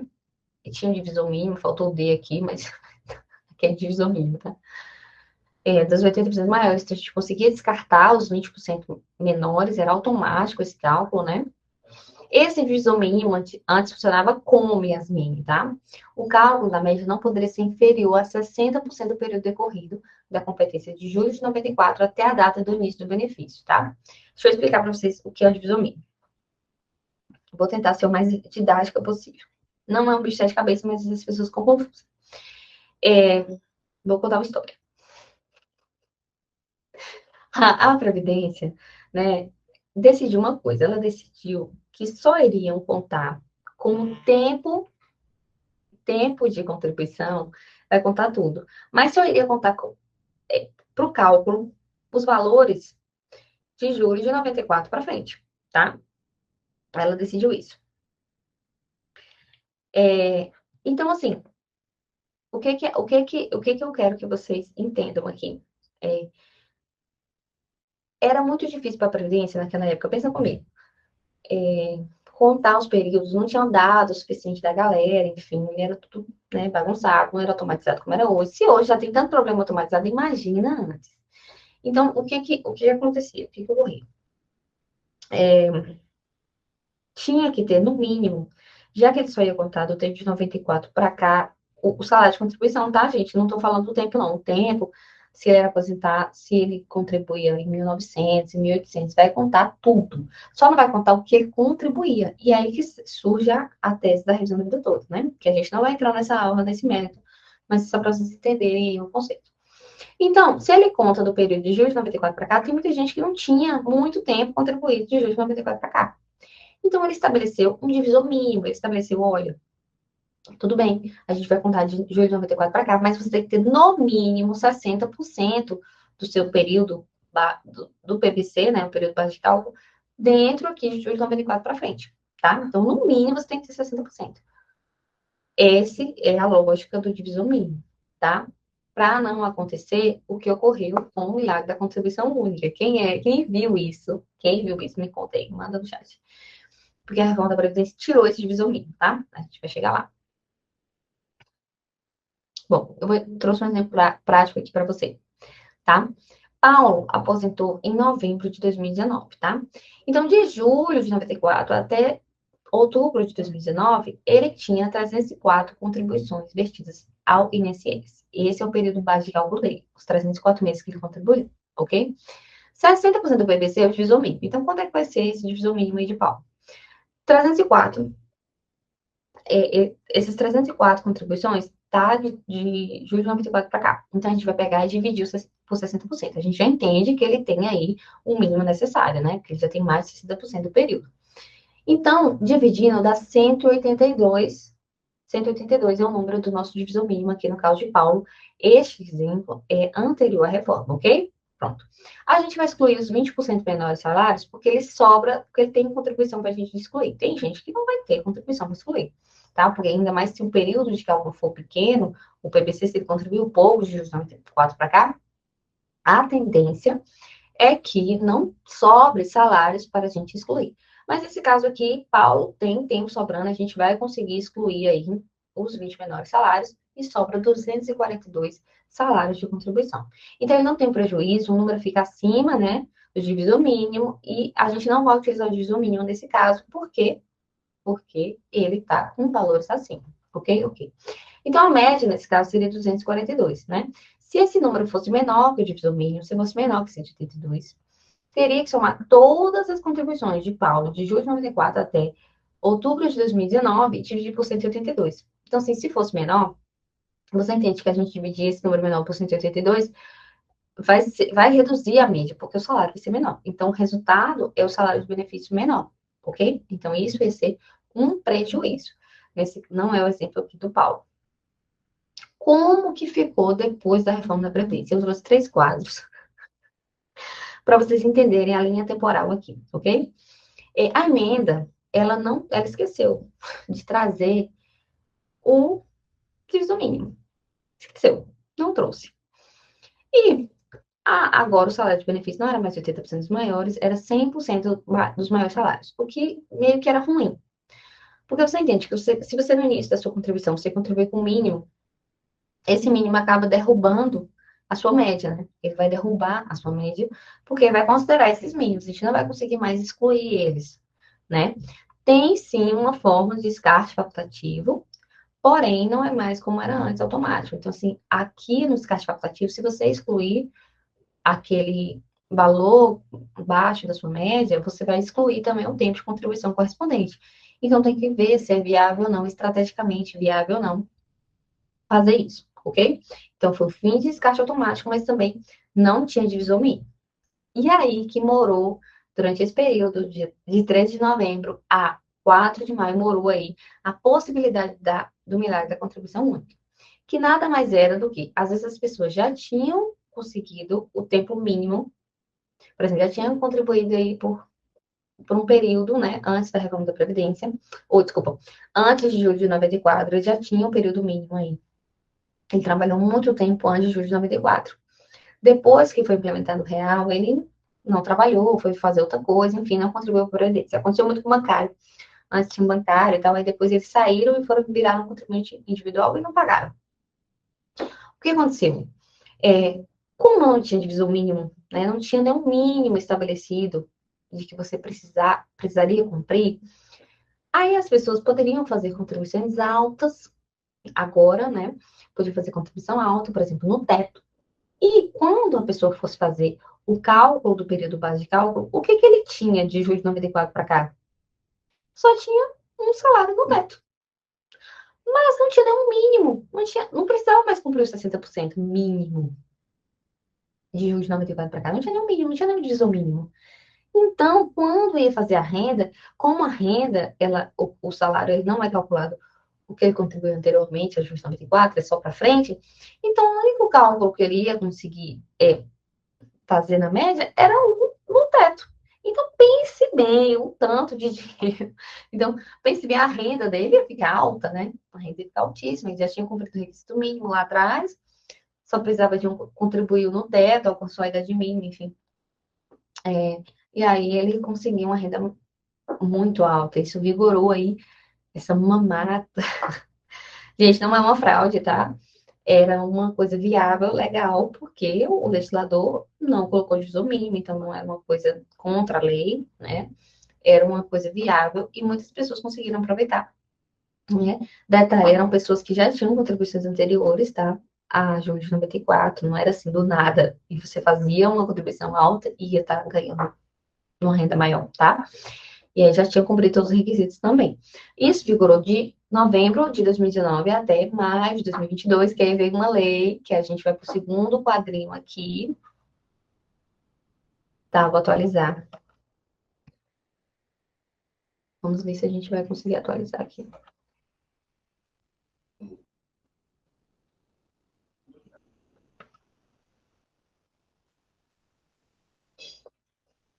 Pera aí, gente. Rapidinho, tá? Ups. Tá cortando aqui para apresentar junto com a gente. Não sei se atualizou, mas vamos continuar. Pronto. Acho que foi, hein? Eu atualizei aqui, eu não sei se foi. Pronto. Vamos voltar aqui para minha linha de raciocínio para... meu Deus, eu tô passando tudo. Socorro. Voltamos aqui para o nosso slide. E vamos entender aqui o segundo quadrinho, como é que funcionou. Veio a legislação com a lei 14.331, né? Que estabeleceu o quê? Estabeleceu um novo divisor mínimo. 108, e ele é fixo. Ele não é igual àquele lá de 60%, e a gente tinha que fazer o cálculo para verificar qual seria o divisor mínimo. Não, esse é fixo e acaba sendo mais benéfico do que o outro, mas, assim, pior para as outras pessoas, né, que tinha aquela oportunidade do milagre da contribuição única. Então, foi o fim do milagre da contribuição única, estava previsto que isso ia acabar, né, porque senão ia quebrar mesmo a Previdência. E aí, agora a gente tem aí o novo divisor mínimo, né, e esse divisor mínimo é só para o segurado filiado até julho de 94, tá bom? Por quê, gente? O segurado anterior, ele não tem essa necessidade do divisor mínimo. O segurado que se filia depois de julho de 94 é só o anterior que tem, porque é só ele que a gente vai contar, tá bom? Média igual aqui, média de todas as contribuições 100% e os descartes facultativos. E aqui o terceiro quadrinho é só para vocês entenderem que o segurado que se filia na Previdência após julho de 94, ele não precisa de divisor mínimo, porque todas as contribuições dele são de 94 para frente. Então, assim, a gente não considera aí divisor mínimo, porque não tem essa necessidade, tá? Bom, ai, falei demais, né? Essa é a fórmula da multiplicação aí de lucros, né? A gente verificou aí, breve resumo aqui para vocês da aula. Meu Deus, 1h45, daqui a pouco a gente vai de 2 horas. Gente, bora lá, só para a gente resumir, porque eu sei se vocês têm mais coisas para fazer da vida. Eu tô ouvindo gritos aqui de meninos na minha casa, né? Eu tô sentindo que Kael está esperto, preciso verificar. Então, vamos lá. Fórmula de multiplicação de lucros e benefícios, né? Tenha claro aí na sua mente todos os serviços que você pode ofertar e oferte sempre que fizer sentido para o seu cliente, tá? A questão da consulta, enfim. Atrele tudo isso ao planejamento previdenciário. Entenda que o planejamento previdenciário é a porta de entrada, né? Lembre-se sempre que você não vende o planejamento, você vende a segurança, você vende confiança, você vende conhecimento sobre o futuro contributivo. Você vende isso para o cliente, você não vende o planejamento, você vende todo o que ele traz. Ele traz segurança jurídica, ele traz confiança, ele traz conhecimento sobre o futuro contributivo, tá bom? O planejamento previdenciário, gente, pode mudar a sua vida, não é um bicho de sete cabeças. A gente vai conseguir destrinchar ele na sexta-feira, tá bom? Basta compreender as regras que se encaixam em cada caso concreto, tá? Acredite no serviço que você vende, seja firme, ter sorte é bom, não é? Mas conquistar um objetivo com fruto do nosso próprio trabalho, nosso próprio suor, é a melhor coisa, tá? E por aqui a gente constrói a nossa própria sorte, tá? A gente não espera só chegar, não. A gente constrói a nossa própria sorte. Faça acontecer, tá? Na próxima aula você vai aprender aí a operacionalizar esse planejamento na prática e eu te espero. Mas, antes, alguns recados importantes, tá? A nossa trilha na prática, né? Vamos lá. A gente já viu a atração, né? Cliente ideal, mais conteúdo que ajuda. Então, a gente impulsiona esse cliente no Instagram para a gente conseguir, enfim. Esse foi o nosso exercício, né? Miami mesmo já fez, eu vou verificar após acabar a aula aqui. Segunda aula, a gente verificou a multiplicação, então eu te dei uma lista de serviços, um rol de serviços. E eu espero que você tenha feito aí na mão o seu portfólio para você apresentar para as pessoas, ok? Então, como que você distribui, como você menciona esse serviço? Você vai vir aqui e vai botar uma lista de serviços no seu site, se você tiver no catálogo do WhatsApp, se for aquele business, né? Você consegue aí colocar a lista de serviços que você oferece, começar pela família, olha, né, mostrar a lista de serviços realmente que você oferta, ok? Ok, no dia 3, de sexta-feira, a gente vai personalizar o planejamento. E no dia 5, a gente vai ver todo o relacionamento do cliente, né? Então, eu te espero aqui, bonitinha, no dia 3 de março, ok? Mas nós temos aqui uma tarefa para casa, né? Uma tarefa para casa. Vamos lá, tá. A gente tem uma tarefa para casa aqui, tá? Não tem segredo. A gente vai fazer o seguinte: a gente vai pegar aí, vamos começar com a família. A gente vai pegar o Diniz aí da sua família. A família vai ser sua cobaia. A família é cobaia nesses casos. A gente vai pegar aí a família que sempre pergunta quando você começa a advogar, tirar dúvida, enfim. Agora a família vai ser sua cobaia, ela vai te ajudar nesse processo e você vai fazer o primeiro planejamento experimental com a sua família. Então, você vai ver aí um tio, uma tia que está para se aposentar, enfim, a gente vai fazer esse cálculo. Mas eu já sei até qual dia que ela vai pegar. Ela vai pegar esse quinis dessa cliente em potencial, vai pegar esse quinis da cliente, da nossa família, da nossa, né, nossos parentes, vão pegar um, ele vai ser nossa cobaia. E a gente vai chegar aqui na sexta-feira com esse 15 na mão para você aprender e fazer na prática. Já sair com o planejamento dessa tia no bolso. Ela vai agradecer, eu tenho certeza. Adora, ela vai adorar, viu, gente? Então, aqui só relembrando, né? Na sexta, desculpa, na nossa terceira aula, a gente vai operacionalizar esse planejamento e na nossa última aula, que vai ocorrer no dia 5 do 3 às 19, vamos fechar esse evento com chave de ouro, aprendendo as técnicas de relacionamento com o cliente, o passo a passo da venda, do planejamento, né, para você entregar o melhor mesmo para os seus próprios clientes, para os seus próprios clientes te indicarem. Eles vão ser os advogados do seu negócio, eles vão te indicar. E eu vou falar para vocês, indicam mesmo, né? O que tem boca nesse mundo é cliente. Vão te indicando e aí vão aparecer muito mais, tá? Muito obrigada pela companhia. A gente fechou aqui 1 hora e 50 minutos de aula. Meu Deus do céu, em plena quarta-feira à noite. E eu queria agradecer mais uma vez a presença de vocês. Até a próxima. Sexta-feira estarei aqui, viu? Espero vocês. Beijo e até a próxima.